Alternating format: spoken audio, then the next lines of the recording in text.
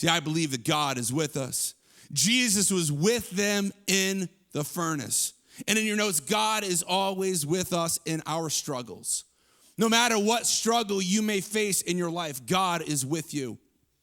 When it feels like you're going through a fiery furnace of difficulties, of sickness, of financial disaster, God is always with us in our struggles. It says in John 16:33, Jesus is speaking here and he says, I've told you all this so that you may have peace in me. Here on earth, you'll have many trials and sorrows. Everybody's like, I'm holding on to the promises of God. Here's one for you, okay? You're going to have trials and you're going to have sorrows. Jesus promises it. But he says, but take heart because I have overcome the world. I have overcome. I will be with you. I will be there in the middle of the fire. I will be guiding you. See, they realized that God may not always save. We know that he's able, but he may not save right now. Later on in the Bible, we see a man named Stephen. And Stephen was preaching the gospel, and he was arrested.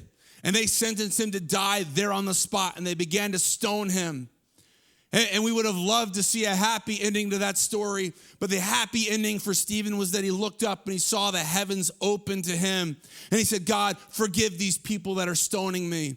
And he died there as he was being stoned. Other people throughout history were burned at the stake for their faith in Jesus. Many of them singing as it happened or saying that they didn't feel any pain because their focus was on Jesus Christ. See, God may not always deliver us from the fire, but he'll always bring us through. He'll always be there with us. In your notes, God doesn't always deliver us from the fire, but he will take us through it.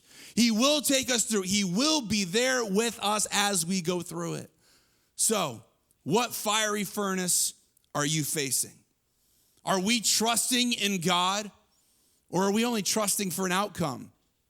Oh, I'm believing God for this. I'm believing God for that. Or are we just believing God? See, God promises that he will be with you in the fire, that he will be with you in the difficulty, that he will be with you in the crisis, in the breakup, and in the hardship. So what fiery furnace are we facing? The other thing that I think is so fascinating about this story was that the only thing that was burned in the fire was the ropes that bound them. The only thing that was burned was the ropes that tied them up. In other words, they were thrown into the fire in bondage, but when they came out, they were free. They went in tied up and bound, but God burned the things that held them back, the things that tied them up. And I believe in the last thing in your notes is that God will use your fiery furnace to bring freedom. He'll bring freedom. God will use the fiery furnace to purify you. God will use the difficulties that you face to shape you. You know why? Because character is formed in the fiery furnace. Maybe the thing that you're in right now is the very thing that God wants to use to bring you freedom. So often we ask God to build character in our lives, but we don't realize that the way that we get the character is by going through the fiery furnace. Every culture is setting up a God and saying to worship it.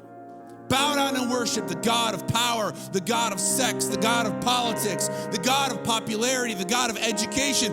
Bow down or else you won't fit in. Bow down to the God of politics. Bow down or else you won't fit in. You'll be ostracized. We will throw you in the fiery furnace. But my challenge to each of you today is this: do not bow down. Stand strong.